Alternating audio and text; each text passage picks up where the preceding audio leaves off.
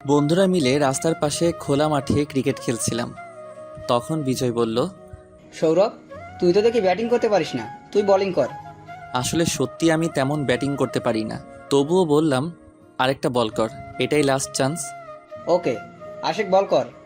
দেখ, এবার আশিকের বলে একটা ছক্কা মারবই। দেখা যাবে। আশিক বল মারল, আমি চোখ বুজে দিলাম একটা শট। চোখ খুলে দেখি সবাই আমার দিকে চেয়ে আছে। আমি কিছু বুঝলাম না, তাই আশিককে জিজ্ঞাসা করলাম, কী রে, তোরা এভাবে তাকিয়ে আছিস কেন? ভাই, আজকে তো কি শট দিলি! আমার বল কেউ আজ পর্যন্ত টাচ করতে পারলো না, আর তুই ছক্কা মেরে দিলি। আসলে আজ পর্যন্ত আশিকের বলে কেউ 4 পর্যন্ত মারতে পারিনি। ভালো বোলিং করতে পারে আশিক, কিন্তু আজকে কিভাবে তার বল ছক্কা মারলাম নিজেও জানি না। ভাই, আমি নিজেও জানি না কিভাবে মারলাম তোর বল। চল বলটা নিয়ে আসি। বল কোথায় গিয়ে পড়েছে? ওই যে রাস্তার দিকে। চল। তারপর হাতে ক্রিকেট ব্যাটটা নিয়েই বল খুঁজতে গেলাম রাস্তার দিকে। গিয়ে দেখি একটা মেয়ে বলটা হাতে নিয়ে গাড়িতে হেলান দিয়ে দাঁড়িয়ে আছে। তারপর আমি আর আশিক মেয়েটার কাছে গেলাম, গিয়ে বললাম, এই যে ম্যাডাম, বলটা দেন। তাহলে এটা তোদের বল? জি, এটা আমাদের ক্রিকেট বল। এখন দেন। দিতে পারি, একটা শর্তে। কি সত্য? এই গাড়ির গ্লাস ভেঙে গেছে তোদের ক্রিকেট বলটা লেগে, এখন এটা ঠিক করে দিতে হবে, না হলে বল পাবে না। দেখুন, আমরা তো ছোট ছোট ছেলে, আমরা এত টাকা কোথায় পাবো? আর আমরা তো ইচ্ছে করে বলটা এদিকে মারিনি। হয়েছে, আর নাকামো করতে হবে না, এই নে বলটা। আর যেন রাস্তার পাশে এরকম খেলা করতে না দেখি। আমি বলটা হাতে নিয়ে বললাম, ধন্যবাদ। ঠিক আছে, আর এই এলাকার পুলিশ স্টেশনটা কোন দিকে? আমরা তো বললাম আমরা ইচ্ছে করে বলটা মারিনি। ভয় পাস না, আমি কিছু করব না। তাহলে থানায় কেন যাবেন? আমি ট্রান্সফার হয়ে নতুন এসেছি এখানে। তার মানে আপনি পুলিশ? সত্যি কথা বলবো, ছোটবেলা থেকে আমি পুলিশকে ভয় পাই। এখন বলো কোন দিকে থানা? সোজা গিয়ে ডান দিকে যাবেন, তারপর আবার সোজা যাবেন, পরে বাঁ দিকে গেলেই পেয়ে যাবেন আপনার থানা। এত ঘুরিয়ে পেঁচিয়ে রাস্তা আমি বুঝতে পারবো না, তার চেয়ে তুই আমার সাথে চল। আমি হুম আমি যেতে পারবো না, আমার কাজ আছে, অন্য কাউকে নিয়ে যান। গাড়িতে ওঠো। আশিক আমার কানের কাছে মুখ এনে বলল, ম্যাডামের সাথে যা, না হলে পরে আমরা এখানে আর খেলতে পারবো না। কানে কি ফিসফিস করছিস? তাড়াতাড়ি গাড়িতে উঠো। আমিও আর কিছু বললাম না, চুপ করে থাকাটাই বুদ্ধিমানের কাজ।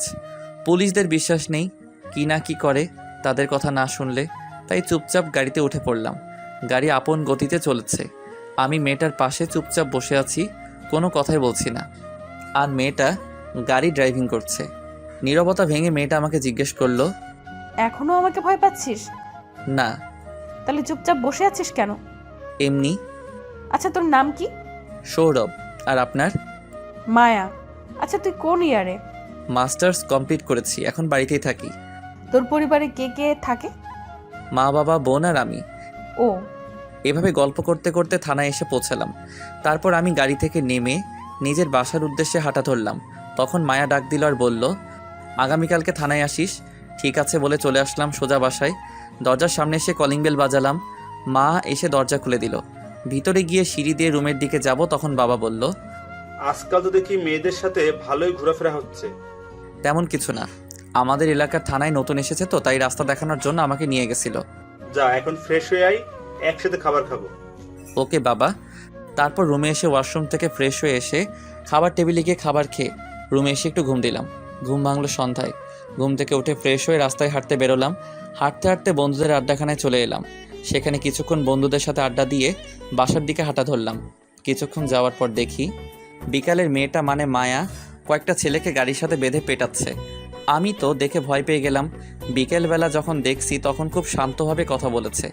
আমি মনে করেছিলাম মেয়েটা শান্তশিষ্ট, এখন তো দেখি তার উল্টো। আজকে মাত্র এই থানায় নতুন এলো আর আজকেই পেটানো শুরু করে দিয়েছে। আর সেসব কথা না ভেবে আমি আমার মতো করে রাস্তার অন্য পাশ দিয়ে পকেটে ঢুকিয়ে মাথা নিচু করে যাচ্ছি আর সেদিকে আর চোখে তাকাচ্ছি। ছেলেগুলোকে দেখে আমার চেনা চেনা মনে হচ্ছে। আরে, এরা তো রাস্তার পাশে দাঁড়িয়ে থাকা বখাটে বা লুচ্চা ছেলে। মানে কলেজের মেয়েরা যখন রাস্তা দিয়ে যায় তখন রাস্তার পাশে দাঁড়িয়ে মেয়েদের ডিস্টার্ব করে বা খারাপ খারাপ কথা বলে। কদিন আগে আমাদের হাতেও মাইর খাইছে বিজয়ের বোনকে ডিস্টার্ব করার জন্য। মনে হয় আজকেও এরকম করেছিল, তাই উত্তম মধ্যম দিচ্ছে। একসময় চোখ পড়লো মেয়েটার উপর, মানে মায়ার দিকে। বাব্বা, মেয়েটার কি শক্তি!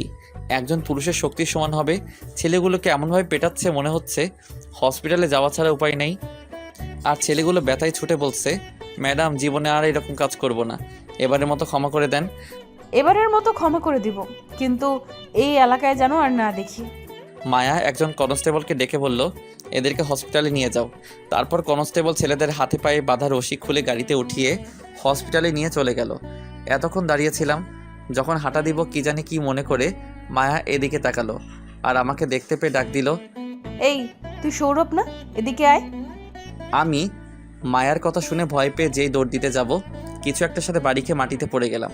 যখন উঠতে যাব তখন চোখে সর্ষে ফুল দেখছি, পরে আর কিছু মনে নাই। যখন আমার জ্ঞান ফিরল তখন নিজেকে একটা রুমের মধ্যে আবিষ্কার করলাম। আমি উঠতে চেষ্টা করছি কিন্তু পারছি না, মাথাটা কেমন যেন ভার ভার লাগছে। তবুও কোনো মতে উঠে বসলাম। কপালে হাত বুলিয়ে দেখি পুরো কপালে ব্যান্ডেজ লাগানো, গলাও শুকিয়ে যাচ্ছে। কোনো মতে দাঁড়িয়ে চৌকিটা ধরে অন্য পাশে টেবিলের উপর রাখা পানির জগটার কাছে গেলাম। সেখানে রাখা চেয়ারটার উপর একটা হাত দিয়ে ভর করে আর অন্য হাত দিয়ে জগ থেকে গ্লাসে পানি ঢেলে পানি খেয়ে নিলাম। এখন মাথাটা কেমন যেন বেশি ভার মনে হচ্ছে আর চোখটা যেন কেমন গুলিয়ে যাচ্ছে। তখন দরজা খোলার শব্দ শুনে ভয় পেয়ে দরজার দিকে তাকালাম। চোখ দুটো কেমন ঘোলা ঘোলা, স্পষ্ট করে দেখা যাচ্ছে না, কিন্তু মুখটা চেনা চেনা লাগছে। তাই জিজ্ঞেস করলাম, কে আপনি? আর আমার দিকে এভাবে এগিয়ে কথাগুলো শেষ করে বলার আগেই আমি আবার জ্ঞান হারিয়ে ফেললাম। যখন আমার জ্ঞান ফিরল দেখি মায়ার কোলে আমি মাথা রেখে শুয়ে আছি আর মায়া আমার চুলগুলো বিলি কেটে দিচ্ছে। তা দেখে আমি ওঠার চেষ্টা করছি দেখে মায়া আমাকে বলল, উঠতে হবে না, শুয়ে থাক। তবুও আমি ওঠার চেষ্টা করছি আর মায়াকে বললাম, মায়া ম্যাডাম আমি বাড়িতে যাব। বলছি না চুপচাপ শুয়ে থাক। আমার জন্য মা বাবা বোনরা চিন্তা করবে, আমাকে এখন যেতে হবে। তোর কোথাও যেতে হবে না, আর আমি তোর ফোন বাড়িতে জানিয়ে দিয়েছি। কি বলেছেন? বলেছি তুই আজকে একজন ফ্রেন্ডের বাসায় থেকে যাবি। ও, মনে মনে ভাবছি মেয়েটার বুদ্ধি আছে, এখানে যে আছি সেটা বলেনি। কি ভাবছিস? কিছু না। তুই চুপচাপ শুয়ে থাক, আমি তোর জন্য খাবার নিয়ে আসছি। মায়া আমাকে তার কোল থেকে তুলে একটা বালিশ টেনে বালিশের উপর আমার মাথাটা রেখে সে উঠে চলে গেল। কিছুক্ষণ পর প্লেটে খাবার নিয়ে এসে আমার পাশে বসে প্লেটটা টেবিলে রেখে আমাকে বলল, উঠো। আমি মায়ার কাঁধে হাত দিয়ে কোনো মতে শোয়া থেকে উঠে বসলাম। তারপর আমি মায়াকে বললাম, একটু পানি দিবেন? পানি দিয়ে তুই কি করবি? হাত ধোবো। তোর হাত ধুতে হবে না, আমি খাইয়ে দিচ্ছি। নিজের হাত ধুয়ে প্লেটটা হাতে নিতে নিতে, আমি নিজেই খেতে পারবো, আপনি গিয়ে খেয়ে নিন। চুপচাপ খেয়ে নে, আর আমি এখন তোর সাথেই খাবো। আমি আর কিছু বললাম না। মায়া আমার মুখে খাবার তুলে দিচ্ছে আর আমি খাচ্ছি, আর সাথে মায়াও খাচ্ছে। আমি মায়ার দিকে তাকিয়ে দেখি তার চুলগুলো সামনের দিকে চলে আসছে, হাত দিয়ে সরাতেও পারছে না। এক হাতে আমাকে খাবার খাওয়াচ্ছে আর অন্য হাতে প্লেট ধরে আছে। তাই আমি তার চুল কানে গুঁজে দিচ্ছি। তা দেখে মায়া একটা মুচকি হাসি দিল। খাওয়া দাওয়া শেষ করে আমাকে ওষুধ খাইয়ে শুয়ে দিল। আমি শুয়ে শুয়ে ভাবছি মেয়েটা বাইরে থেকে দেখতে কঠোর হলেও মনটা ভীষণ ভালো। এসব ভাবতে ভাবতেই কখন যে ঘুমিয়ে পড়লাম। সকালে মুখে কিছু সুরসুরিতে ঘুমটা ভেঙে গেল। চোখ খুলে দেখি মায়ার চুলগুলো বাতাসের কারণে আমার মুখের উপর পড়ছে আর মায়া মনের সুখে আমার বুকে মাথা রেখে ঘুমাচ্ছে। আমার কিছুটা হলেও তার জন্য কষ্ট লাগলো, কারণ আমি যদি না থাকতাম তাহলে মেয়েটা আরামে তার সুন্দর বিছানায় শুতে পারত। মাথা তুলে দেখি মাথা ব্যথা কিছু হলেও কমেছে। তাই আমি মায়াকে একপাশে সরিয়ে উঠে তাকে কোলে নিয়ে উঠিয়ে বিছানায় শুয়ে দিলাম, যেন এক রূপকথার পরই ঘুমিয়ে আছে। একদম বাচ্চার মতো লাগছে ঘুমন্ত অবস্থায় তাকে। অজান্তেই মায়ের কপালে একটা চুমু দিয়ে দিলাম। তারপর একটা কাগজে লিখলাম, সাহায্য করার জন্য ধন্যবাদ। কাগজটা টেবিলের উপর রেখে আমি চলে আসলাম। মায়ার বাসা থেকে বের হয়ে রাস্তা দিয়ে হাঁটছিলাম, তখন হঠাৎ মাথাটা ঝিমঝিম করে উঠল। প্রচণ্ড ব্যথা শুরু হয়ে গেল। এখন তো রিক্সাও পাওয়া যাবে না এই ভোর সকালে। তাই কোনো উপায় না পেয়ে আশিককে ফোন দিলাম। কিছুক্ষণ রিং হওয়ার পর আশিক ফোন তুলল। হ্যাঁ বল। একটা সমস্যায় পড়েছি, একটু তাড়াতাড়ি আয়। কি সমস্যা আর কোথায় তুই? আমি এই জায়গায় আছি। আমি আসছি, তুই 5 মিনিট অপেক্ষা কর। ফোন পকেটে রেখে দিয়ে সামনের একটা ইটের উপর বসে পড়লাম। মাথায় হাত দিয়ে খুব যন্ত্রণা করছে মাথাটা। কিছুক্ষণ অপেক্ষা করার পর আশিক বাইক নিয়ে হাজির। এসেই জিজ্ঞাসা করলো, কি হয়েছে? আর তোর মাথায় ব্যান্ডেজ কেন? আগে আমাকে তোর বাসায় নিয়ে চল, তারপর তোকে সব বলছি। ওকে, আয় বাইকে উঠে পড়। আমি গিয়ে বাইকে উঠে পড়লাম। আশিক বাইক স্টার্ট দিল। তারপর চললাম আশিকের বাসায়। অন্যদিকে মায়ার ঘড়ির অ্যালার্মে ঘুম ভেঙে যায়। ঘুম থেকে নিজেকে বিছানায় দেখে চমকে যায় আর ভাবে, আমি তো গত রাতে মেঝেতে বসে চৌকিতে হেলান দিয়ে শুয়েছিলাম, তাহলে এখানে আমি কি করে এলাম? পরে আমার কথা মনে পড়তেই মায়ার দু চোখ আমাকে খুঁজতে লাগলো। এদিক ওদিক তাকিয়েও যখন আমাকে দেখলো না, তখন তার চোখ যায় টেবিলটার উপরে, আর সেখানে কাগজে বড় করে লেখা, সাহায্য করার জন্য ধন্যবাদ। লেখাটা পড়ে মায়া অজান্তেই ফিক করে একটা হাসি দেয় আর ভাবে, এর ভোরবেলায় ছেলেটা কি বাড়ি চলে গেছে? ছেলেটা মাথায় তো প্রচণ্ড আঘাত পেয়েছে, তাহলে কিভাবে একা যাবে? মায়া মনে মনে ভাবে, আমি কেন ছেলেটার কথা ভাবছি? ধ্যাৎ। বলে মায়া বিছানা থেকে উঠে ওয়াশরুমে চলে যায়। ওয়াশরুম থেকে ফ্রেশ হয়ে এসে মায়া বিছানা ঠিক করতে যায়। যেই চাদরটা তুলে ভাঁজ করতে যাবে, তখন একটা মানিব্যাগ চাদর থেকে ছিটকে এসে মেঝেতে পড়ে। মায়া কৌতূহল বশত চাদরটা রেখে মানিব্যাগটা তুলে দেখে ব্যাগে কিছু টাকা আর একটা ছিঁড়া ফটো। মায়া মানিব্যাগ থেকে ছিঁড়া ফটোটা বের করে দেখে বড় রকমের একটা টাসকি খায়, কারণ ফটোতে মায়ার ছোটবেলায় তার মনের মানুষের সাথে তোলা ফটোর অর্ধেক ফটো। মায়া তাড়াতাড়ি করে তার পার্স ব্যাগ থেকে তার কাছে থাকা এরকমই একটা অর্ধেক ছিঁড়া ফটো বের করে মানি ব্যাগ থেকে পাওয়া ফটোর সাথে মিলিয়ে দেখে, আর সেটা মিলেও যায়। মায়া ভাবে, এই মানিব্যাগটা কার হতে পারে, নাকি সৌরভের? সৌরভকে জিজ্ঞেস করলেই বোঝা যাবে এই মানিব্যাগটা কার। মায়া আর কিছু না ভেবে ঘড়ির দিকে তাকিয়ে দেখে অফিসের সময় হয়ে গেছে, তাই তাড়াতাড়ি করে পুলিশের ইউনিফর্ম পরে থানার দিকে রওনা দেয়। এদিকে আমি আর আশিকের বাসায় পৌঁছালাম। আমি বাইক থেকে নেমে ভিতরে গিয়ে সোজা আশিকের রুমে গিয়ে তার বিছানায় শুয়ে পড়লাম, কারণ মাথাটা বেশি ব্যথা শুরু হচ্ছিল। আমাকে এভাবে শুয়ে পড়তে দেখে আশিক জিজ্ঞেস করলো, সৌরভ, তুই ঠিক আছিস তো, নাকি শরীর খারাপ করছে? আমি ঠিক আছি, মাথার ব্যথাটা প্রচণ্ডভাবে ব্যথা শুরু হয়েছে। ও, তাহলে তুই শুয়ে রেস্ট নে, আমি একটু বাজার থেকে ঘুরে আসি। আসলে আশিকের বাবা আশিক ছোট থাকতেই মারা যায়, আর তাদের ছোট একটা ব্যবসা আছে, সেটাকে তার মা দেখাশোনা করে, আর তার বড় ভাই দেশের বাইরে থাকে, তাই তাকে রোজ বাজার করতে হয়। আমার জন্য ব্যথার ওষুধ নিয়ে আসিস, টাকা নিয়ে যায়। এই বলে আমি পকেটে হাত দিয়ে দেখি পকেটের মানিব্যাগটা নেই, মনে হয় কোথাও পড়ে গেছে, না হলে মায়ার বাড়িতে ফেলে এসে পড়েছি। তাই আশিককে বললাম, দোস্ত, মানিব্যাগটা আনতে ভুলে গেছি, তুই একটু তোর টাকা দিয়ে কষ্ট করে ওষুধ এনে দে, আমি পরে তোর টাকা দিয়ে দিব। আরে আমি তো তোর জন্য ওষুধ আনতে যাচ্ছি, আর সেই সাথে বাজারটাও করে আসবো। ধন্যবাদ দোস্ত। ঠিক আছে, ফ্রেশ হয়ে নাস্তা খেয়ে নিস, টেবিলে রাখা আছে। ওকে। আশিক বাজারে চলে গেল। আমি আরও কিছুক্ষণ শুয়ে থাকলাম। যখন মাথার ব্যথাটা একটু কমলো, উঠে ওয়াশরুমে গিয়ে ফ্রেশ হয়ে এসে টেবিলে রাখা নাস্তাটা থেকে হালকা কিছু খেয়ে নিলাম। তারপর 2 গ্লাস পানি খেয়ে আবার বিছানায় গিয়ে শরীরটাকে একটু হেলিয়ে দিলাম। তখন হঠাৎ মনে পড়লো আমার মানিব্যাগের কথাটা। মানিব্যাগের কথাটা মনে হতেই চোখ দিয়ে কয়েক ফোঁটা জল গড়িয়ে পড়লো। তার কারণ আমার ছোটোবেলার সেই ভালোবাসার মানুষের ফটো। এই একটাই ফটোর অর্ধেক ছিল আমার কাছে, আর অর্ধেকটা ভালোবাসার মানুষের কাছে। পাঠক ভাইরা, চলো ছোটোবেলার সময় ফিরে যাই। যখন আমি ছোট ছিলাম তখন আমরা গ্রামে থাকতাম। সেখানেই মিলে আমার মনে রাজকন্যার দেখা। আমাদের গ্রামে একটা নতুন পরিবার নতুন এসেছে আমাদের বাড়ির পাশেই, আর ওই নতুন পরিবারে ছিল আমার মনের রাজকন্যা। তখন আমার বয়স 6 কি 7 হবে, আর আমার মনের রাজকন্যাটার 5 কি 6 বছর হবে। পাশের বাড়ির মেয়েটা প্রায় আমার সাথে খেলতে আসতো। মেয়েটা হঠাৎ একদিন এসে আমাকে বলে, আমি I love you. I love you too. তখন কি আর আই লাভ ইউ মানে বুঝতাম, তাই আমিও বলে দিয়েছিলাম। একদিন তো দুজন এক হয়ে একটা মেলা দেখতে চলে গিয়েছিলাম। জমানো টাকাটা নিয়ে সেখানে একজন কাকুকে দুজন হয়ে বললাম, কাকু কাকু, আমাদেরও ছবি তুলে দিবে? কেন নয়, তোমাদের মতো ছোট ছোট ছেলে মেয়েদের ছবি তুলতে আমার ভালোই লাগে। তাহলে ছবি তুলে আমাদেরকে একটা ছবি দিয়ে দিবে? তাহলে চলো আমার সাথে আমার দোকানে। তারপরে কাকুর সাথে কাকুর দোকানে গিয়ে ছবি তুলে কাকু আমাদেরকে একটা ছবি দিয়ে দিল খামে ভরে। সেটা নিয়ে আমরা খেলতে খেলতে আবার বাড়িতে চলে আসি, আর ছবিটা আমার কাছেই আমি রাখলাম। একদিন শহর থেকে খবর আসলো নানু মারা গেছে, সবাই যাওয়ার জন্য তৈরি হচ্ছে। তখন আমি মাকে জিজ্ঞাসা করলাম, মা মা মা আমরা কি এখানে আর থাকবো না? দেখ বাবা, আমাদেরকে এখন থেকে শহরে থাকতে হবে, কারণ তোমার নানি যে সেখানে একা হয়ে যাবে, তাই আমরা সেখানেই তোমার নানির সাথে থাকবো। তোমরা চলে যাও, আমি সেখানে যাব না। দেখ বাবা, এরকম করে না, তাছাড়া এখানে আমরা মাঝে মাঝে বেড়াতে আসবো। তাহলে আমি যাব। এই তো আমার ছেলে। তারপর আমি আমার আর তার ছবিটা নিয়ে তার বাড়িতে গেলাম। দেখি সে তাদের বাগানে খেলছিল। আমি তার কাছে গিয়ে বললাম, আমরা চলে যাচ্ছি, আর এখানে আসবো না। তখন সে কান্না করে বলে, সেখানে গেলে আমাকে ভুলে যাবে না তো?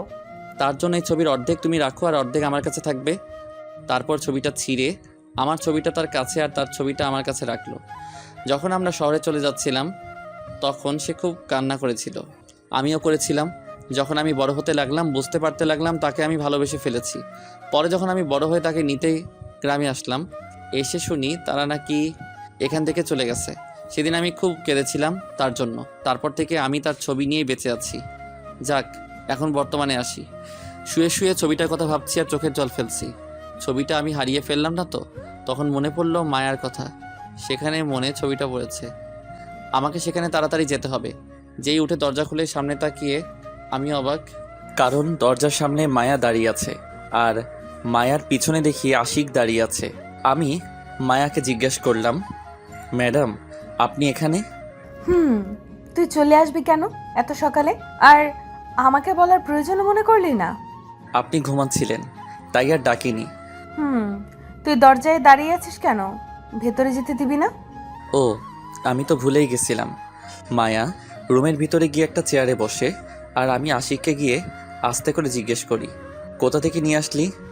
বাজারে দেখা হয়েছিল আর আমাকে জিজ্ঞেস করে সৌরভ কোথায়, দেখেছি কিনা। তাই আমি বললাম সৌরভ তো আমাদের বাড়িতেই আছে। তারপর তো আমার সাথেই এলো। ও, ওখানে কি ফিসফিস করছিস তোরা? কিছু না। তাহলে এদিকে আয়। তখন আশিক বলল, তোরা গল্প কর, আমি বাজারগুলো দিয়ে আসি। বাজার থেকে সোজা রুমে এসেছিল তাই। এই বলে আশিক নিচে চলে গেল। আমি বিছানায় গিয়ে বসলাম। তখন মায়া জিজ্ঞাসা করলো, ওষুধ খেয়েছিস? না, মাথা ব্যথা কি কমেছে? কিছুটা কমেছে। এই নে ওষুধগুলো খেয়ে নে।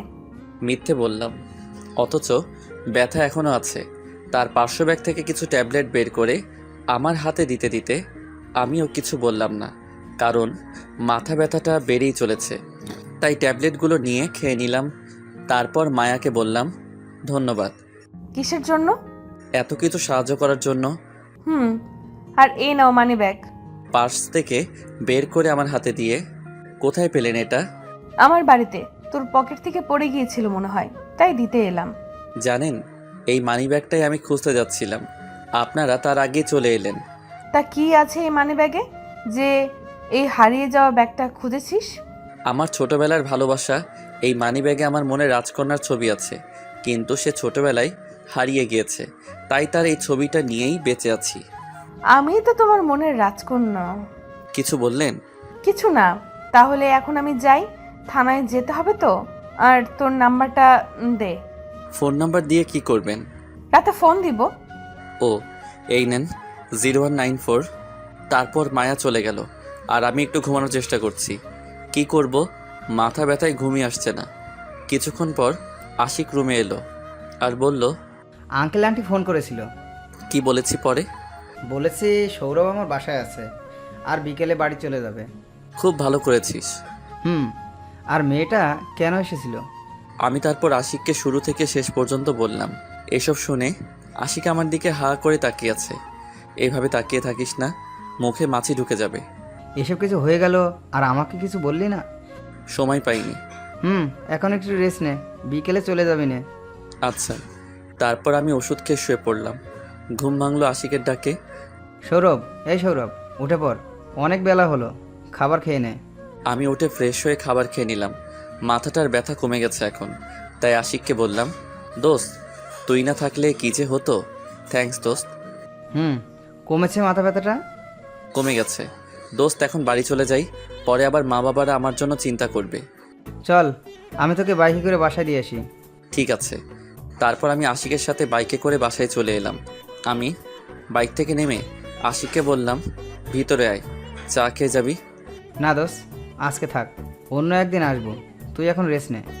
এই বলে আশিক চলে গেল। বাসার দরজার কাছে গিয়ে কলিং বেল বাজালাম। মা এসে দরজা খুলে দিল আর আমাকে দেখে জিজ্ঞেস করলো, তোর মাথায় কি হয়েছে? ব্যান্ডেজ কেন? তেমন কিছু না, ওই একটু পড়ে গিয়ে কেটে গেছে। দেখে চলতে পারিস না? আয় ভেতরে আয়। আমি ভিতরে গিয়ে ওয়াশরুম থেকে ফ্রেশ হয়ে নিলাম। তারপর রুমে গিয়ে বিছানায় শরীরটা একটু এলিয়ে দিলাম আর হাতে ফোনটা নিয়ে একটু ফেসবুকে ঢুকলাম। অনেক দিন ধরে ফেসবুকে ঢোকা হয় নাই। নোটিফিকেশন চেক করছিলাম, তখন দেখি আমার ছবিতে কেউ কমেন্ট করেছে। আইডির নাম ছোটবেলার ভালোবাসা। কমেন্ট বক্সে ঢুকে দেখি ওই আইডি থেকে লিখেছে সো সুইট জানো। আমি তো দেখে অবাক, এটা আবার কে হতে পারে যে আমাকে জানু বলছে? আইডির প্রোফাইল চেক করে দেখি আইডিটা কোনো মেয়ের আইডি। আমি রিপ্লাই দিলাম, কে আপনার জানু? আর আপনি কি আমাকে চিনেন নাকি? এটা লিখেই ফেসবুক থেকে বের হয়ে গেলাম।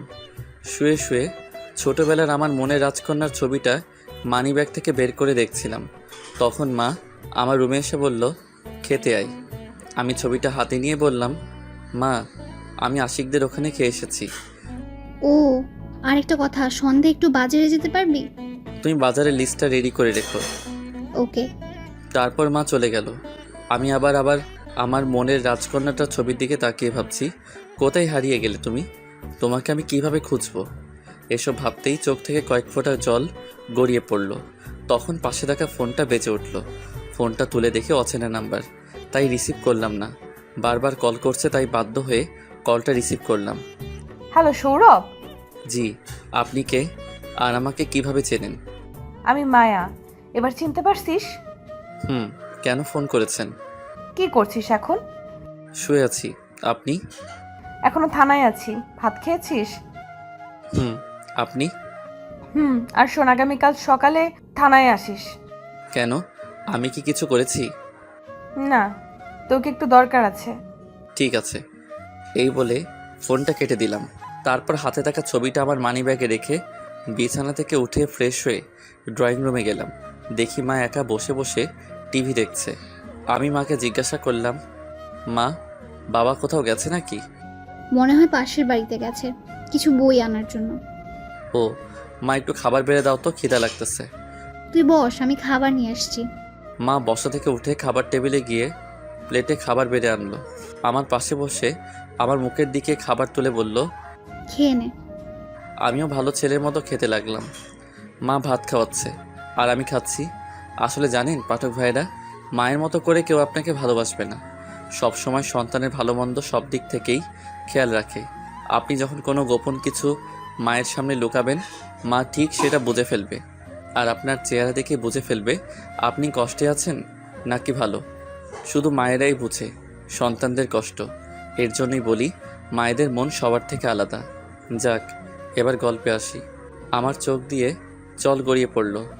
তাদেরকে দেখে মা জিজ্ঞেস করলো, কাঁদছিস কেন? তোমার মতো কেউ হয় না মা। এই পৃথিবীতে তুমি সবসময় সন্তানের পাশে থাকো। এই জন্য আবার কাঁদতে হয়? হুম। এখন ছাড়, খাবারটা খেয়ে নে। তারপর খাওয়া শেষ করে মাকে বললাম, দাও লিস্টটা, বাজারে যাব। মা বাজারের লিস্টটা ও টাকা দিল। সেটা নিয়ে আমি বাজারে গেলাম। বাজারে গিয়ে লিস্টে যা কিছু ছিল সব নিয়ে নিলাম। বাজার থেকে যখন ফিরছিলাম তখন পিছন থেকে কেউ ডাকছিল, তাই পিছনে ঘুরে দেখি দিয়া। একই সাথে কলেজে পড়েছিলাম, সেই থেকে আমাকে চিনে। দিয়া আমার কাছে এসে জিজ্ঞাসা করলো, কেমন আছিস সৌরভ? এই তো ভালোই, তুই? ভালো। কোথায় গিয়েছিলি, বাজারে নাকি? তোর অবস্থা কি? কোনো চাকরি টাকরি পেয়েছিস? না, এখনো পাইনি। তুই? না, চলো হাঁটতে হাঁটতে কথা বলি। চল। তারপর দুজন গল্প করতে করতে হাঁটছি। কিছু দূর যাওয়ার পর সামনে তাকিয়ে দেখি মায়া জিপ গাড়ি নিয়ে দাঁড়িয়ে আছে। তাকে দেখে আমি তো ভয় শেষ। আসলে পুলিশরা সন্ধ্যায় বা যে কোনো সময় একটা ছেলে একটা মেয়ে রাস্তায় দেখলেই ভাবে ছেলেরা মেয়েদের ডিস্টার্ব করছে। আমি দিয়াকে বললাম, তাহলে আজ যাই, পরে আবার দেখা হলে জমি আড্ডা দিব। এখন তাড়াতাড়ি যেতে হবে, মা আমার জন্য অপেক্ষা করছে, মনে হয় রান্না করার জন্য। ঠিক আছে, বাই, আবার দেখা হবে। দিয়ার কাছ থেকে বিদায় নিয়ে বাড়ির উদ্দেশ্যে রওনা দিলাম। এদিক ওদিক না তাকিয়ে সোজা হাঁটা শুরু করলাম, মাথা নিচু করে। কিছু দূর যাওয়ার পর কিছু একটার সাথে ধাক্কা খেলাম। মাথা তুলে সামনে তাকিয়ে অবাক, সামনে মায়া দাঁড়িয়ে আছে। মনে হয় মায়ার সাথে ধাক্কা খেয়েছি। মায়া আমার দিকে রাগী চোখে তাকিয়ে আছে। সেটা দেখে আমি আরও ভয় পেয়ে গেলাম, কারণ যেভাবে তাকিয়ে আছে যেন কাঁচাই চিবিয়ে খেয়ে ফেলবে। তখন আমি সরি বলে পাশ কাটিয়ে আসছিলাম, তখন মায়া আমার হাতটা ধরে ফেললো। আমি তো ভয় শেষ, কি না কি করে। পুলিশদেরকে আমার একদম বিশ্বাস নেই। তখন মায়া জিজ্ঞেস করলো, মেয়েটা কে? তখন আমি বললাম, আমার কলেজ লাইফের ফ্রেন্ড। ও, আর একটা কথা বলি, মনে রেখো আর কোনো মেয়ের সাথে কথা বলতে যেন না দেখি। কেন? মেয়েদের সাথে কথা বললে কি হবে? আর তাছাড়া আপনিও তো একটা মেয়ে। আমি ছাড়া অন্য মেয়ের সাথে কথা বলবি না, ঠিক আছে? আর যদি দেখি তাহলে একেবারে লকআপে ভরে দিব। কেন? আমার ইচ্ছা। ও, এখন সরেন, বাড়িতে যেতে হবে। আয়, আমি তোকে গাড়িতে করে বাসায় পৌঁছে দিয়ে আসি। আমি যেতে পারবো। বেশি কথা বলিস কেন? গাড়িতে ওঠ। যেতে চাইছিলাম না, মায়ার জোরাজোরিতে যেতে হলো। তারপর গাড়িতে উঠে পড়লাম। গাড়ি গতিতে চলছে, আমি চুপ করে বসে আছি। নীরবতা ভেঙে মায়া বলল, আচ্ছা সৌরভ, তোর কি কোনো গার্লফ্রেন্ড আছে? নেই, তবে ছোটবেলায় ছিল একজন, হারিয়ে ফেলেছি তাকে। তাই আর এই প্রেম ভালোবাসায় জড়াইনি। কেন? কারণ সে যদি আবার ফিরে আসে, যদি সে ফিরে না আসে? তাহলে এইভাবেই একা কাটিয়ে দিব বাকিটা জীবন। আর আমার বিশ্বাস সে ফিরে আসবে। ও, গাড়ি থামান, বাসায় এসে গেছি। আসলে কখন যে বাসার সামনে চলে আসলাম নিজেই বুঝিনি। এটা তোদের বাসা? চলেন, চা খেয়ে যাবেন। না, আজকে থাক, পরে একদিন আসবো। এই বলে আমি বাসার ভিতরে চলে যাচ্ছিলাম, তখন আবার মায়া ডাক দিয়ে বলল, আগামীকাল রেডি থেকে ঘুরতে যাব। ঠিক আছে। তারপর আমি ভিতরে চলে গেলাম, গিয়ে মায়ের কাছে বাজারটা দিয়ে ওয়াশরুমে গিয়ে ফ্রেশ হয়ে নিলাম। রুমে এসে ফোন হাতে নিয়ে একটু ফেসবুকে ঢুকলাম। কিছুক্ষণ নিউজ ফিডে স্ট্যাটাস দেখার পর একটা মেসেজ আসলো ছোটবেলার ভালোবাসা নামের আইডি থেকে। আমি মেসেজটা চেক করে দেখি, লিখেছে। কি করছো জান? মেসেজটা পড়ে তো আমি অবাক, কারণ এসব মেসেজ তো আমাকে কেউ দিবে না। তাই আমি রিপ্লাই দিলাম, কে আপনি, আর আমাকে জান টান এসব কি বলছেন? তখন আবার মেসেজ আসলো, রিপ্লাই দিল, তুমি আমার জান, বুঝলে? আর আমাকে তুমি চিনবা না, বুঝছো? আমি মেসেজটা সিন করে আর রিপ্লাই দিলাম না। রিপ্লাই দিলেই যত জান টান বাবু সোনা তামা লোহা ইত্যাদি বলবে, তার চেয়ে বরং রিপ্লাই না দিলেই ভালো। তারপর ফেসবুক থেকে বের হলাম, কিছুই ভালো লাগছে না। যা বিজয়কে ফোন দিয়ে দেখি। বিজয়কে ফোন দিলাম, রিং হওয়ার কিছুক্ষণ পর রিসিভ করলো। কি করছিস? এই তো এখন মাত্র খাবার খেয়ে আসলাম।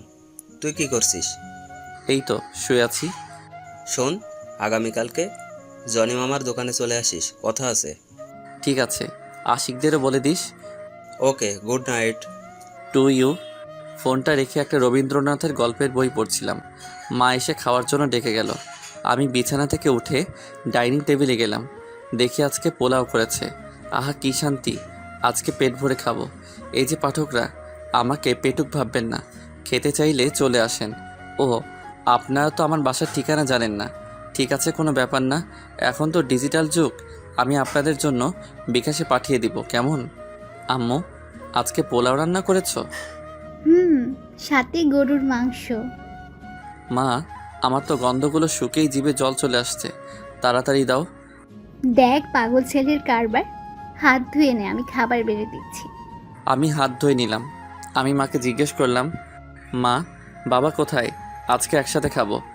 তখন বোন সাথে ছিল আর বলল, ওয়াশরুমে গেছে, চলে আসবে এক্ষুনি। বলতে না বলতেই বাবা হাজির। তখন বাবা বলল, কি কথা হচ্ছে শুনি মাসেলের? কিছু না। মা খাবার বেড়ে দিল, সবাই মিলে খাচ্ছি। একসময় বাবা বলল, সৌরভের মা, আজকে রান্নাটা কিন্তু একদম টেস্টি হয়েছে। কি বলিস সৌরভ? মা আজকে যা রেঁধেছে না, কি বলবো, তোমার রান্নার তুলনা হয় না। হয়েছে হয়েছে, আর পাম দিতে হবে না, চুপচাপ খেয়ে নে। আজকে যদি এখানে নিঝুম থাকতো তাহলে আরো ভালো হতো। ও, আপনাদের তো বলাই হয়নি আমার বোনের নাম। কোনো ব্যাপার নয়, এখন বলছি। বোনের নাম নিঝুম, হোস্টেলে থাকে, ছোট থেকেই হোস্টেলে থাকে। আমি মাসে মাসেই যাই তাকে দেখতে, সেও আসে যখন কলেজ ছুটি হয়। প্রতিদিনই ফোন করে। খুব মজা হতো। হ্যাঁ, কেমন আছে, ঠিকমতো খায় কিনা কে জানে। মা তুমি চিন্তা করো না তো, নিঝুম ঠিকই আছে। তাছাড়া আর কয়েকদিন পরই তো তাদের কলেজ ছুটি হবে। ও, তার ছুটি হলে তাকে নিয়ে আসিস, কতদিন ধরে দেখি না। কলেজ ছুটি হলে সৌরভ নিয়ে আসবো নে, এখন খাও তো। ঠিক আছে মা, মাংসের ঝোলটা একটু দাও তো। প্লেটটা এদিকে দে, তোমারও কি কিছু লাগবে? পোলাওটা একটু দাও। এই নাও। তারপর খাওয়া দাওয়া শেষ করলাম। শেষ করে ড্রয়িং রুমে এসে সোফায় বসলাম, টিভি দেখতে লাগলাম। টিভিতে সিআইডি দেখছি, আমার ভালোই লাগে। আর মাঝে মাঝে পোগো চ্যানেলে একটা কার্টুন হয়, টিটো। খুব মজার একটা ছোট ছেলের মাথায় এত বুদ্ধি। তবে এখন সিআইডি দেখছি। যখন নিঝুম আসে তখন আর এসব দেখা হয় না, কারণ রিমোট তার কাছে থাকে। আর আপনারা জানেনই তো, মেয়েদের সিরিয়াল দেখার নেশা। কী কী চ্যানেল জানি আছে। ও মনে পড়েছে, স্টার জলসা, কালার্স বাংলা, জি টিভি। আমার তো মাঝে মাঝে ইচ্ছা এই চ্যানেলটা কেন যে দিয়েছে, যারা দিয়েছে তাদেরকে গিয়ে ধরে পুষটাই। কি একটা চ্যানেল, দিন নাই রাত নাই, সিরিয়াল চলে। কিছুক্ষণ টিভি দেখার পর রুমে গেলাম, খুব ঘুম পাচ্ছিল। রুমে গিয়ে ফোনটা হাতে নিয়ে দেখি মায়া ফোন দিয়েছে। আমি কল ব্যাক করতে যাব, তখন আবার কল আসলো, রিসিভ করলাম। হ্যালো, আপনি যে নাম্বারে ফোন করেছেন তা এখন ব্যস্ত আছে। আজকে মনটা ফুরফুরে, তাই একটু মজা করে বললাম। তাছাড়াও আজকে কেন জানি তার সাথে মজা করতে মন চাচ্ছে। মজা করবি না আমার সাথে? কেন, আপনি কি পাগল যে আপনার সাথে মজা করব? এটা আমি কি বললাম? জিভে কামড় কাটলাম। কি, তুই আমাকে পাগল বললি? এই যা, এ তো দেখি রেগে যাচ্ছে। এখন কি করি? পুলিশ তো পাগলই, সারাদিন অন্যের পিছনে দৌড়ায়। এই যা, কি বলতে গিয়ে কি বলে ফেলেছি। কি বললি তুই? অন্যের পেছনে সারাদিন দৌড়ায়, তাই না? এখন থেকে তোর পেছনে লেগে থাকবো। না মানে আমি বলতেছিলাম পুলিশরা আসামিদের পিছনেই দৌড়ায়। এখন পাম মারা হচ্ছে? পাম কেন মারতে যাব? আগামীকাল থেকে তোর পেছনেই লাগবো, দেখে নিস। আমি তো মজা টুট টুট করে ফোনটা কেটে দিল।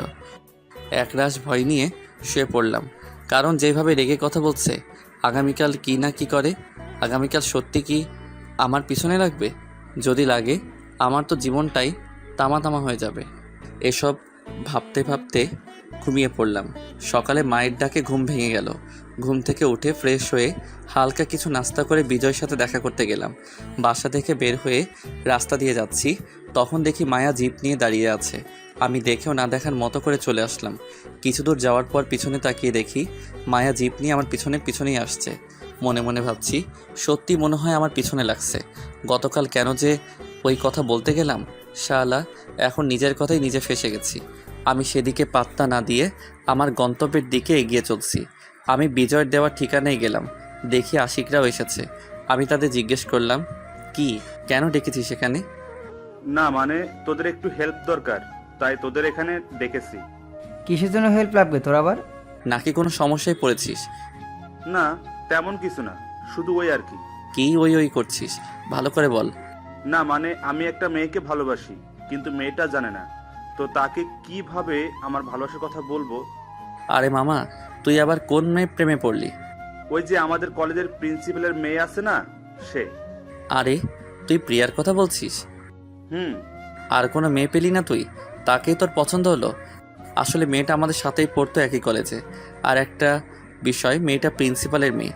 মেয়েটা খুব ভালো, কিন্তু ওই প্রিন্সিপালটাই যত খিটখিটে স্বভাবের, আর রাগীও বটে। একবার তো প্রিয়াকে কে যেন ডিস্টার্ব করেছিল। ছেলেটাকে একেবারে কলেজ থেকে বের করে দিয়েছে। ছেলেটা হাতে পায়ে ধরেও ছাড় পেল না।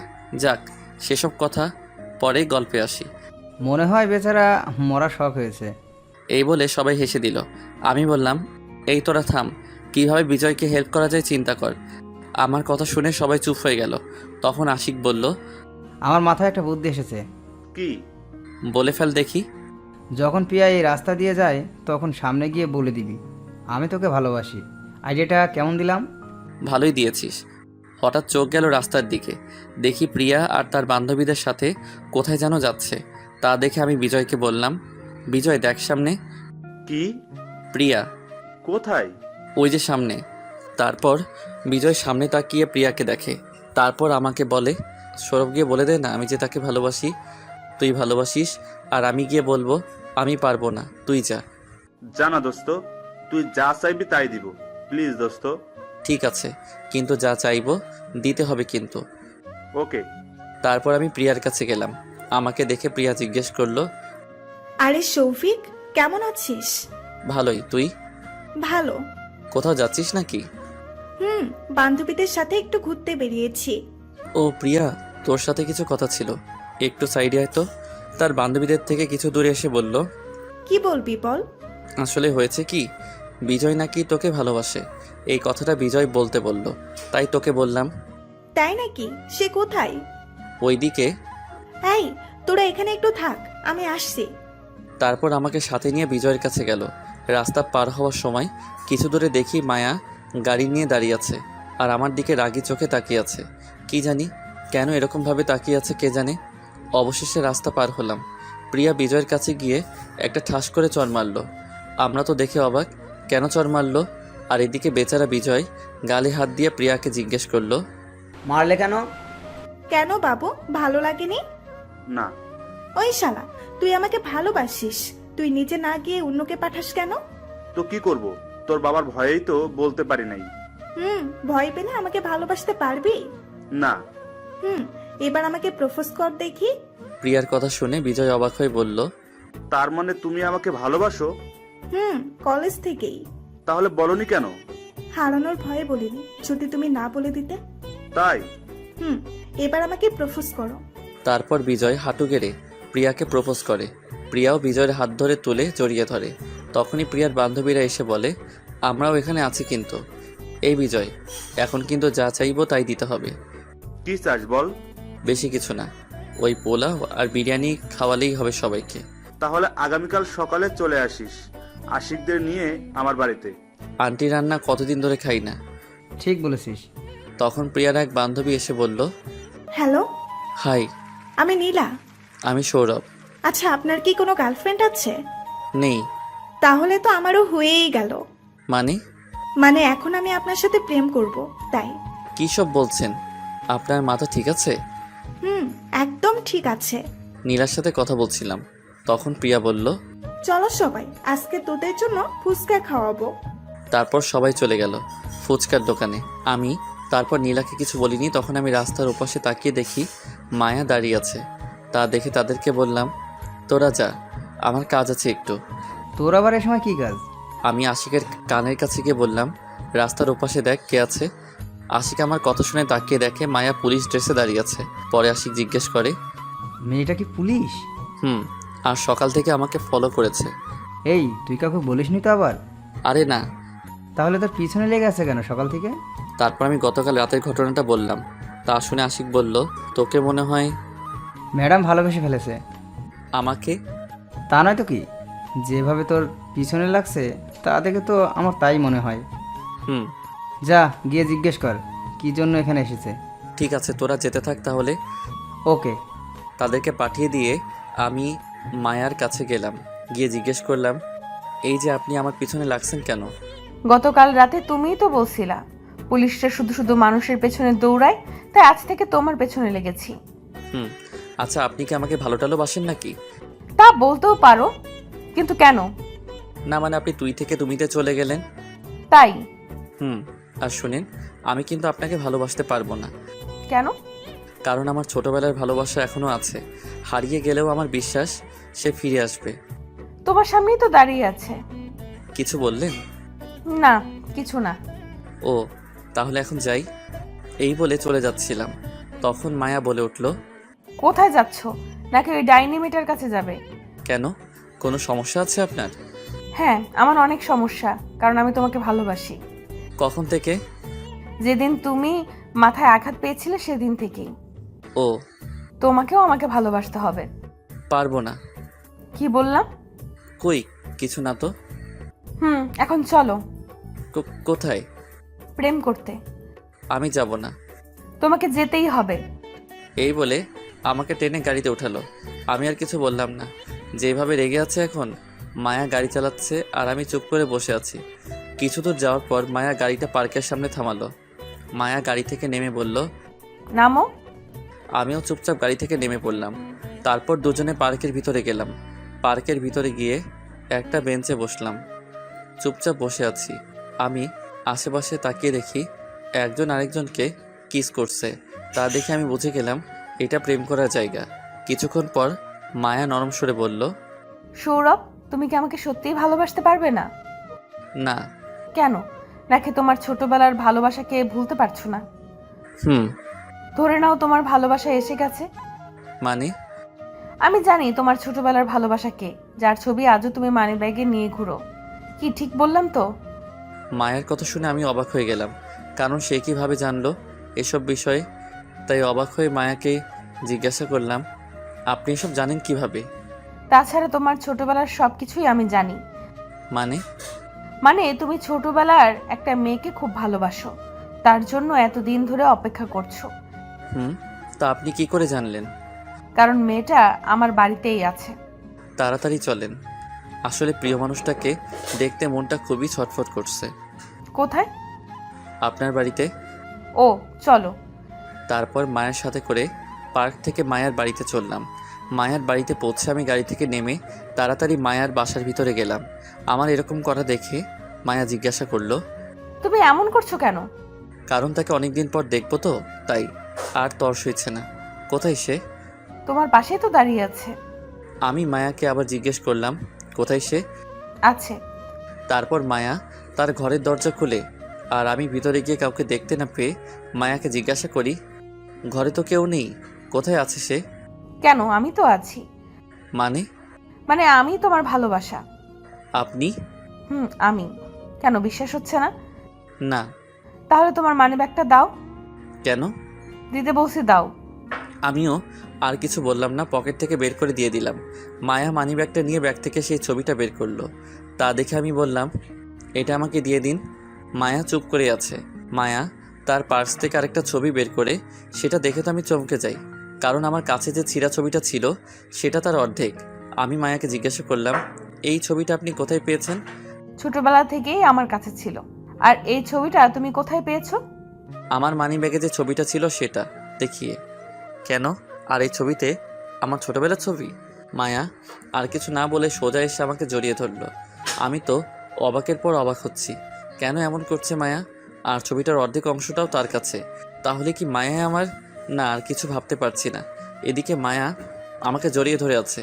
ছাড়াতে চেষ্টা করছি, কিন্তু কোনো মতে ছাড়াতে পারছি না। মায়া বলছে, এরকম করছো কেন?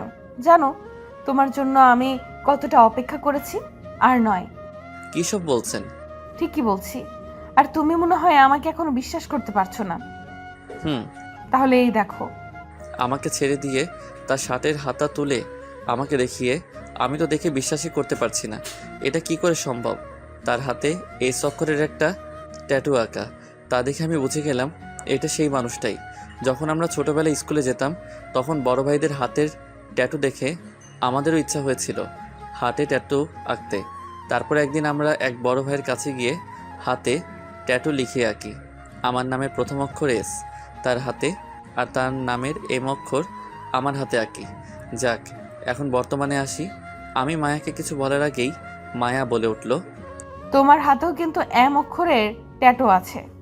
আমি এখন আরও নিশ্চিন্ত হলাম, কারণ আমার হাতে যে ট্যাটু আছে সেটা আমি আর সে ছাড়া কেউ জানতো না।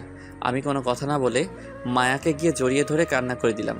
এই কান্না কষ্টের কান্না নয়, আনন্দের কান্না। আমাকে কান্না করতে দেখে মায়া বলল, এই একদম কান্না করবে না, তাহলে কিন্তু আমিও খেতে দেবো। তাহলে কাছে থেকেও আমাকে বলোনি কেন? তুমি আমার সেই তুমি। বলতে চেষ্টা করেছি কিন্তু পারিনি। আর ফেসবুকে যে আইডি থেকে তোমাকে মেসেজ দিত, সেই মেসেজটাও আমিই দিতাম। অনেক ভালোবাসি তোমাকে। ভালোবাসবে তো আমাকে? কি বলো? আমিও তোমাকে অনেক অনেক ভালোবাসি, তাই তো আজ পর্যন্ত কোনো মেয়ের প্রস্তাবে রাজি হইনি। তুমি আসবে বলেই। কি? তোমাকে মেয়েরা প্রেমের প্রস্তাব দিত? কিন্তু আমি রাজি হইনি। আজকেও একটা মেয়ে আমাকে কথাটা বলার আগেই মায়া বলল, ওই ডাইনিটা বলেছিল তো? হুম। যারা যারা আমার বরকে প্রেমের প্রস্তাব দিয়েছে তাদের এক একটাকে তো আমি হাজতে ভরবো। আমি মুচকি মুচকি হাসি দিয়ে তার দিকে তাকিয়ে আছি। রাগলে তার গাল দুটো কেমন যেন লাল হয়ে যায়, আর তাকে দেখতেও তখন খুব সুন্দর লাগে। আমার হাসি দেখে মায়া জিজ্ঞেস করলো, এই তুমি হাসছো কেন? না মানে এই যে তুমি বর বললে তাই। এই কারণে তুমি হাসছো? তাছাড়া তুমি তো আমার বরই হবে, তাই না? হব? আমি তো বিয়ে করে ফেলেছি, তাহলে কিভাবে তোমার বর হব? তো তুমি বিয়ে করেছো? এই যা, মনে হয় কান্না করে দিবে। আমি তাকে কাছে টেনে এনে বললাম, তুমি কান্না করছো কেন? মায়া নিজেকে ছাড়াতে ছাড়াতে বলল, ছাড় আমাকে, ছাড়। তুমি এখন অন্য কারো। আমি আর কিছু না বলে দুহাত দিয়ে মায়াকে জড়িয়ে ধরে তার গোলাপি মিষ্টি ঠোঁটে আমার ঠোঁট ডুবিয়ে দিলাম। আহা, সে কি ফিলিংস বলে বোঝাতে পারবো না। এদিকে মায়া ছুটার জন্য আমার বুকে কিল ঘুষি দিতে লাগলো। আমিও কি ছাড়ার পাত্র? অবশেষে না পেরে চুপ করে রইল। প্রায় 10 মিনিট পর ছেড়ে দিলাম। দুজনই হাঁপাচ্ছি। এক পর্যায়ে মায়া বলল, তুমি এটা কি করলে? কই কি করছি? তুমি আমাকে কিস করলে। হবু বউকে কিস করবো না তো কাকে করবো শুনি? কে তোমার বউ? আর তুমি তো বিয়ে করেছো, তোমার বউকেই গিয়ে কিস করো। আমাকে করছো কেন? আমি তাকে শক্ত করে জড়িয়ে ধরে বললাম, আমি তো শুধু তোমাকে রাগানোর জন্য মিথ্যে বলেছিলাম। আর তুমি সেই সিরিয়াসভাবে নিলে? তোমাকে ছাড়া আমি কি কাউকে বিয়ে করতে পারি? আমাকে রাগাতে খুব ভালো লাগে, তাই না? তোমাকে রাখতে দেখলে খুব সুন্দর লাগে। তাই? হুম, খুব ভালোবাসবে তো আমায়? অনেক অনেক ভালোবাসবো। এভাবে আমাদের হারিয়ে যাওয়া প্রেম ফিরে এলো, আর আমাদের প্রেম শুরু হয়ে গেল 1 মাস পর। আজ আমার আর মায়ার বিয়ে। বিয়েটা পারিবারিকভাবেই হচ্ছে। দুই পরিবারের খুশিতেই আমাদের বিয়ে হচ্ছে। ছেলেপুলেরা দৌড়াদৌড়ি করছে। আমি বসে আছি আমার রুমে। সকাল থেকে মায়াকে দেখিনি, তাই তাকে দেখতে মনটা ছটফট করছে। কি করব বল, ভাবিরা তার কাছে যেতেই দেয় না। কিছুক্ষণ পর বাবা রুমে এসে আমাকে ডাক দিয়ে গেল। স্টেজে যেতে কাজী নাকি এসে গেছে। আমি রুম থেকে বের হয়ে স্টেজে গিয়ে বসলাম। একা একা বসে আছি। শালার বন্ধুগুলোকে দেখি বসে ময়দা মাখা সুন্দরী মেয়ে দেখছে। আমার বউকে আবার বলিনি, কিন্তু আমার বউ যথেষ্ট সুন্দরী আছে, ময়দা মাখার দরকারই নেই। এই কথা পাঠক ভাইয়েরা আমার বউকে বলবেন না আবার। কিছুক্ষণ পর মায়াকে আমার পাশে বসিয়ে দিল, আর কাজী বিয়ের কাজটা শুরু করে দিল। অবশেষে বিয়ের কাজ সম্পূর্ণ হলো। এখন প্রায় রাত 10টা বাজে, আর আমি বাথরুমের দরজার সামনে দাঁড়িয়ে আছি। আমাকে দরজার সামনে দাঁড়িয়ে থাকতে দেখে ভাবিরা জোর করে আমাকে রুমের ভিতরে ঢুকিয়ে দিয়ে দরজাটা বাইরে থেকে বন্ধ করে দিল। রুমের ভিতরে গিয়ে বিছানার কাছে গেলাম। দেখি মায়া ইয়া বড় লম্বা ঘোমটা দিয়ে বসে আছে। আমি ঘোমটা তুলে তাকে দেখে আবার ক্রাশ খাইলাম আর কি। তারপর মায়াকে বললাম, চলো বাসর করি আমরা। আমার এই কথাটা হঠাৎ বলাতে মায়া চমকে উঠে বলল, সবার সামনে? কেউ তো নেই। নেই মানে? তোমার পাঠকরা তো দেখছে, তাদের সামনে আমার লজ্জা করে না বুঝি? ওরে আমার লজ্জাপতি বউরে। এই যে পাঠক ভাইয়েরা, আপনারা এখন আসতে পারেন। অনেক পড়েছেন, অন্য একদিন পড়ে নেবেন। এখন দেখছেন না আমার লজ্জাপতি বউটা কত কত লজ্জা পাচ্ছে। এই আমি পাঠকদেরকে তাড়িয়ে দিয়েছি। এখন তো শুরু করি। লাইটটা অফ করে দাও। তারপর লাইট অফ, দুজনে মিলে এখন বাসর করতে হবে। এই পাঠক ভাইরা, এখন আপনারা জাননি আপনাদের মা বাবা আপনাদের জন্য চিন্তা করবে তো। এইভাবেই শুরু হলো এই গল্পের আমাদের সুখের সংসার জীবন। ভালোভাবে যেন কাটে তাদের এই সুখের জীবনটা। আজ এখানেই শেষ করছি এই গল্পের এই পর্ব। দেখা হবে আবার কোনো গল্প নিয়ে। ধন্যবাদ সবাইকে আমাদের পাশে থাকার জন্য।